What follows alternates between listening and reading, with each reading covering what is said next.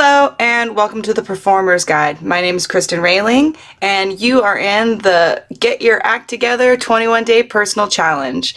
Today we will be discussing setting our alarms. So I don't know about you, but I struggle with showing up to places on time. It's not something that comes naturally to me, and it's something that I've worked on to be able to be the kind of person that shows up not only on time but early for my events and for my obligations. Most of my friends laugh at me because I put stuff into my calendars and set an alarm even just for a lunch date with a friend later that day or tomorrow. I've gotten into such a habit of utilizing this technique that has really helped me show up for things that are important to me, and then also be able to reassess maybe when things aren't as important to me anymore, because sometimes the alarm will go off and I'm like, I'm not doing that. And then at that point it's a choice, right? And it's not something I'm just letting my day slip away from me. And so in this module, we're going to be going over how to decide what alarms need to be set, how to decide what times to set those alarms for, and when to turn them on and off, and how to utilize them the best. Because oftentimes I'll set all of my alarms, but only portions of them are turned on or off depending on my needs. And so really learning how to listen to yourself and listen to what your needs are throughout the year, throughout the month, throughout your journey through this program, and just figuring out what's actually important to you and what's not. Yes? So if you've gone through the program before, I have completely expanded the module and the worksheet to give more examples and to give you some guiding questions to help you along thinking about how to set your alarms up.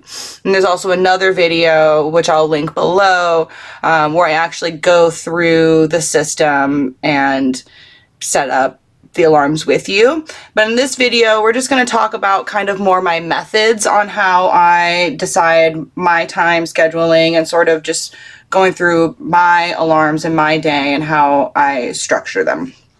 So first alarm we have on the gauntlet is getting up, right? That's sort of the beginning of our day, is we have to wake up.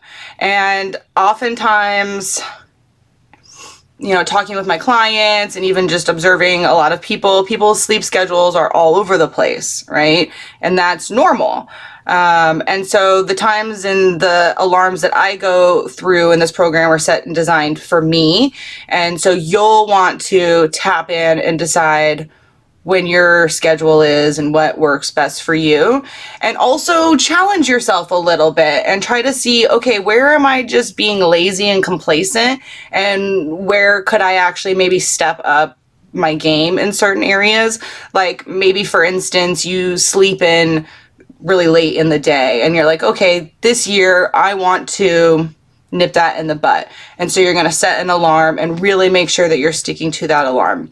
And so for me, I like to set my alarm for 8 o'clock with the hope that I get up between 7 and 8, and then I give myself up to an hour. So 9 would be my absolute latest getting up. But the reality is I get up usually somewhere between 5 and 7 a.m. unfortunately. I don't know why. If anyone can help me, that'd be great.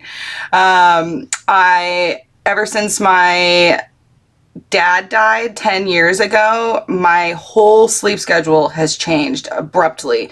And so I woke up between 4 and 6, and then I sort of slid out of it again. And then when my mom died again last year, it started happening again. And so I wake up between 4 and 6 o'clock in the morning and I am wide awake.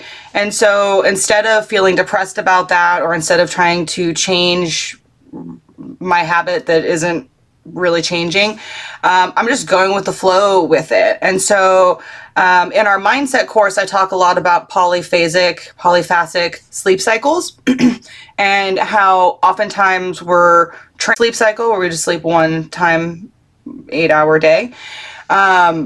But you can actually sleep 2 or 3 or 4 multiple times throughout the day if you tap into your own system And so for me, I realized that I'm biphasic. So I do best if I sleep a 4 to 6 hour chunk and then get up early in the day and then do a siesta midday and then go back to work later in the afternoon. And then I go to bed pretty early. Like I'm usually in bed by 10. So I'm just going with it. And it changes over time. Like sometimes I'm monophasic. I just sleep really hard. I could sleep for a full extended amount of sleep. And then other times my sleep's a little bit choppier. And so I really try to just go with that flow. And so I want you to tap into how your sleep cycle is now. And especially if you have control over your time and sleep cycle, it can be very interesting when you try to map that out and so that's what your goal is for the course of this program and the year and your